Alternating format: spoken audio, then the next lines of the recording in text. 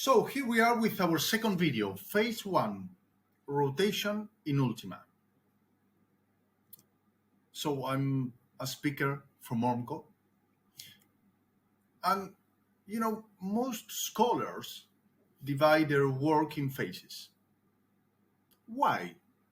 Well, because by doing so, they organized their work and ideas to reach their goals in an efficient way. Therefore, Damon has done the same, dividing the treatment plan of the Ultima system in three phases. So we are going to analyze them. Actually, in this video, we're going to analyze phase one. And of course, we are going to talk about all the phases in each and one of the videos, right? But in this case, we are talking about rotation. So it's of great importance to know your goals in each phase. For example, when a student or a colleague asks me such thing as, okay, how do I close spaces in this extraction case? My first question is always the same. In which phase are you in? If they are with round wires, then I say, well, then you are in phase one. And if you do not have a closing space as one of your goals for phase one, just don't do it, because you will have unwanted effects. So it's very important for us to know where are we standing and what are we looking for. So the goals of this phase one are to awake cellular activity. The next one is very interesting, because in phase one with Daemon Ultima, we are going to achieve 100% of leveling, alignment, and rotation corrections. That's completely new for us, right? So stay with me, okay? 100% of rotations in phase one. We are going to understand why. Of course, we know this. We are going to start with dental arches development in width and perimeter. And this one is even crazier, because we can say that we are going to start, right? And you're going to understand this. We're going to start with torque expression, right? So I imagine you looking at the screen now, like saying, what is he saying, right? Wait, give me time. That's all I'm asking, right? So, of course, we're going to talk about wire sequencing in one video, but hey, we're in phase one, and we know all these round wires, right? O13, O14, O16, O18. Hey, we have them all. They are still there. We are not going to change those. They are perfect. They work beautiful, and we know that. Now, something different is that we are adding, as an arch wire in this phase one, our first Daemon Ultima wire, the O14 by O275. And now we're going to understand why those numbers, right? But this is a phase one wire. Now, these are all the wires that we have, the round ones and the 14 to 75 in phase one. But the main idea of this video is to talk about rotation. So now that we have understood and broken all the barriers or stopping us from embracing change, we need to talk about rotation and what the Daemon Ultima system has to offer us. Of course, maybe some of you said, well, I don't know even what's the difference with Daemon Ultima. I mean, I never saw it. And that's great. So let's see that, right? Let me introduce to you the new big game changers that we have, right? And we're going to start with the Daemon Ultima bracket. So as you can see, we are still having three bracket options, which have now changed their names to procline, neutral, and retrocline. Now, if you focus on the procline and the retrocline, probably you have already noticed what the big change is. Yeah, you're right. It's a slot, right? The first innovation is the shape of the slot, because it's not a square, it's not a rectangle, that's old, it's a parallelogram. And the second one, the second big game changer, is this combination between the round wire and the rectangular one, right? So Dwight had this brilliant idea to mix them and to have the best of both of them. And that's how the Damon Ultima wire was born. Let's imagine that you have a rectangular wire and the round one, right? So you cut the round one in half and you put it on one side and the other, and you have your Ultima wire there. So although the shape of the slot has changed, the measurements are still the same, 22 by 28. So as you may remember, before, the star of the show used to be the base of the bracket. Now, by being a full expression system, all four walls of the slots have a very important role. So these two vertical walls are important for torque, for the vertical orientation, and tip, measure this triangulation. And these two horizontal walls are important for rotation and in-out. So allow me to ask you a question. I'm going to present you some slides, and I want you to be 100% honest with yourselves. So what's the level of rotational control you're looking for? Or what's an acceptable level of rotational control? So let me show you these images, right? So this is a virtual example. On purpose, and this great idea is from Steve Ward, right? On purpose, we have this virtual example where we have 5 degrees rotation of the 4 upper incisors. As you can see, they are not in a perfect position.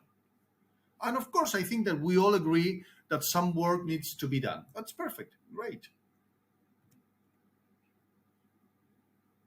Okay, now it's 4 degrees. So we don't like what we are seeing, right? There are some contact points that we don't like. Look at the centrals, look at the central and the lateral. Hey, we're going to still working. I don't know how, with some bend or repositioning, that's perfect. 3 degrees of rotation. Now I want you to be honest, remember. So when I look at this, let's imagine that this is my case, and I look at it and I start thinking, well, it's not that bad, right? 2 degrees, right? We are getting serious here. So truly, do you think a little bend or an auxiliary may be so subtle as to improve this? Hey, maybe in your expert hands, this could be possible. So that's great. With 1 degree, I'm going to tell you my truth. With 2, I will say it's perfect, right? With 1, I mean, my eye is saying this is perfect. I don't even have to convince my brain. My brain and my eye, they agree, right? So don't touch it. That's what my brain says. Don't touch it or you're going to make it worse. So let me show you these 2 patients. These are my patients, my cases, right? And as you can see, the brackets are positioned in such a strange manner to achieve the necessary rotation. Do you remember yourself being in this quandary? Do you remember that patient with that central, that lateral, that canine, that bicuspid, that it was really difficult to derotate it? And that's where these 2 words come in: compensating behaviors. And the first time I heard about this was with the Damon Ultima system. And the more I thought about it, the more I realized how important these 2 words are. It's like when you are in your car and perhaps your seats go back a little, but you get used to it, right? And probably you don't feel it's uncomfortable after some time because maybe you sit adapting to such situation. Well, this same thing happens in our specialty. Let me briefly share with you a lecture I prepared a couple of years ago about the rotation and how to beat it. I am sure that I'm going to show you some of these ways, and you are using most of them. Today, I would change that title to 14 compensating behaviors to the rotated tooth. So let me share with you some of these. Hey, probably you're using them, and that's great. I was using them too. Okay, this is probably the most common of all, right? The first order bends. Once a university professor of mine told me, if you don't bend, you are not a real orthodontist. And I want to make this very clear. It's not wrong to bend the wire to achieve a better tooth position. And I'm not saying that we are never going to do it again. But what I am discovering in all my ultimate cases is that it will be probably not be necessary. And that's amazing, actually. And of course, the rotation wedge. Oh, we all have in our drawers some rotation wedges, right? So the secret to use the rotation wedges in the Damon system was to cut out the bridge and that one and place it to fill in the horizontal slope we had to achieve the ideal position of that tooth. So you embrace all the bracket, that's perfect. It was working, right? It worked pretty well. Compensating behaviors. The overcompressed springs were another option. Not very comfortable for the patients, but hey, we have them. In cases where it was really complex to place a rectangular wire due to rotations, we could use two round wires in an O22 slot. Think about it for a moment. We were trying to fill the slot to achieve the first order movement full expression. And finally, probably one of our favorite compensating behaviors, the power chain and all its applications. We use them every day in our clinics, right? Well, let me show you what happens with the Damon Ultima system and why these compensating behaviors are going to disappear in our lives. So this is a Damon Ultima bracket, right? With our first Damon Ultima wire, a 14 to 75.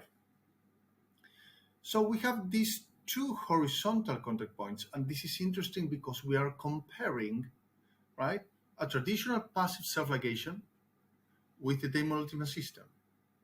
In the traditional one, we have that play, and in the Damon Ultima system, we have those two horizontal contact points. Then, when the rotation is out, it goes passive. So, let me show you this. Let me show you this slide, and we are going to repeat this slide in a lot of our videos. So, we have this procline and retrocline, right? One next to the other. We are going to see what is that in other video. But here, let's imagine that in my upper lateral, I have a retrocline. In my upper central, I have a procline. So I look on the lateral view and I see this. Strange for our view because we are not used to see parallelograms. So we start with our round wire sequence, an O14, perfect. It works beautiful. We know that. An O18, great. We are used to them. And then we place our first Damon Ultima wire, 14 to 75. Now, when we place it, and this is interesting, we are going to have two horizontal contact points. And those are going to be active until achieving the 99% of rotation and in out. Isn't that great? 99% of rotation in out with the first Damon Ultima wire, phase 1 of treatment.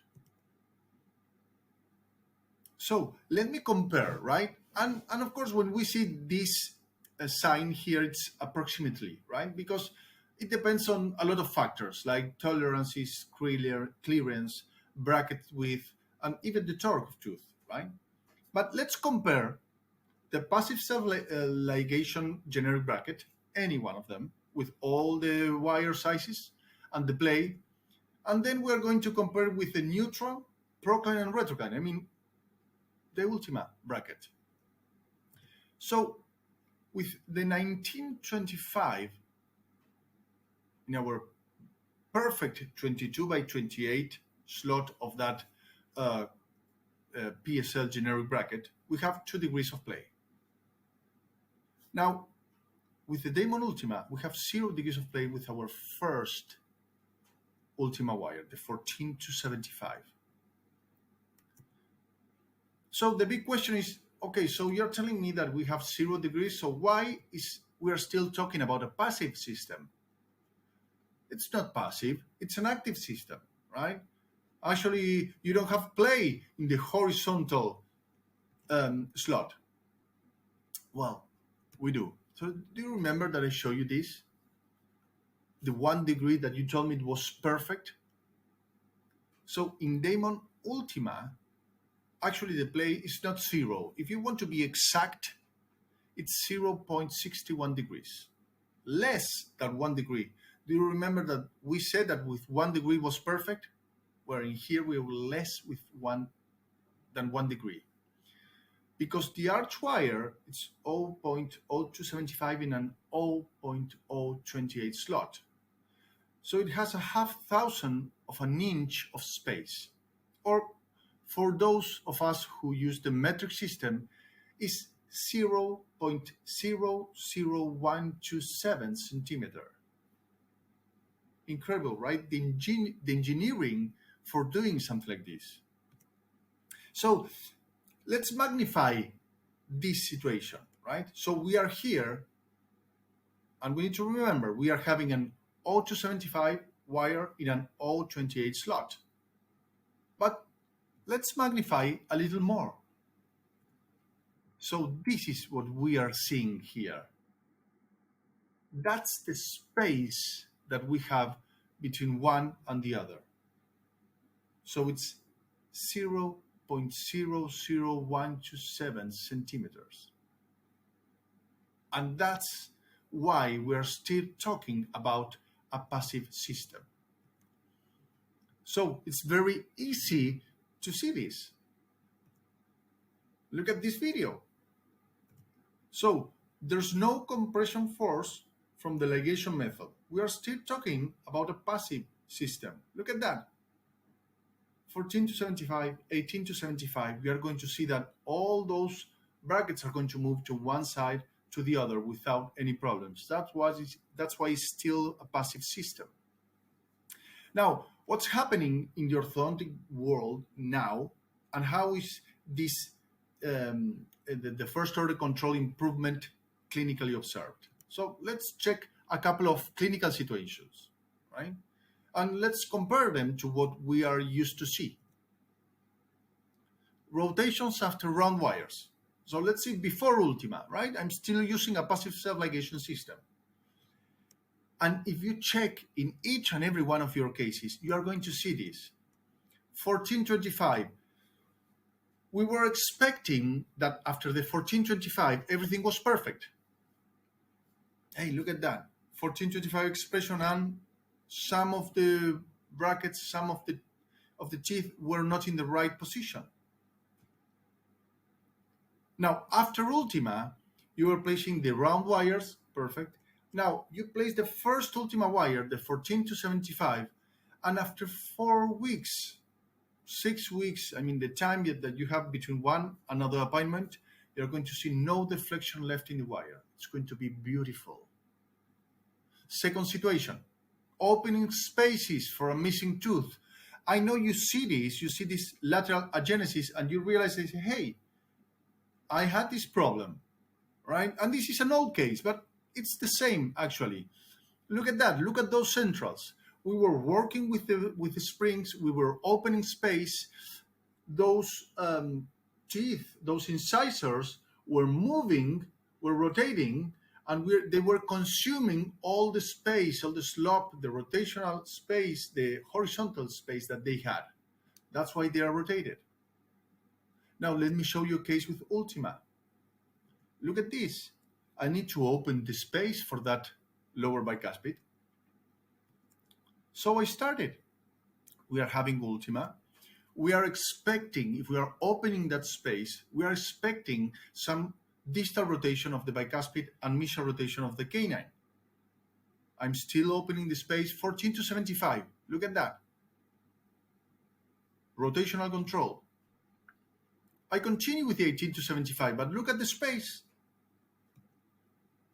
So this is what's happening with the rotational control. Look at that bicuspid, look at that canine. Beautiful result, with no effort, with no compensating behaviors. Do you remember when they talked to us about power chains? Even in the last wires, you place the power chains, and if you stay with the power chains for a long time, well, those teeth start moving, right? Start rotating.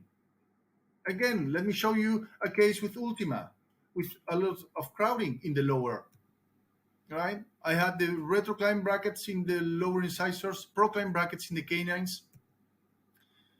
I had a space between the lateral and the central, so I placed a power chain under the wire, of course. Beautiful result. I stay with that power chain until the end of the treatment, no problems. Why? Because we have rotational control. So what are the conclusions in rotation in first order? So the play in rotational control is almost 0 degrees with the Damon Ultima system. The first Ultima wire, the 14 to 75, is the one responsible for that. For the next wires, we're going to maintain the same horizontal measurements, 0.0 to 75. So the rotational control continues until the final arch wire. If the rotation is not corrected after the 14 to 75, I will almost assure you that your next step is to reposition that bracket. As for my personal experience, until now, I haven't had to make even one first order bend or any other compensating behavior in any of my Ultima cases. So, again, don't believe me. Try it. Achieve the 14 to 75.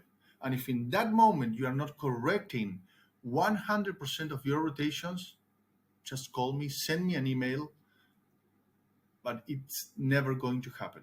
Why? Because you're going to be completely amazed about the results of this first phase.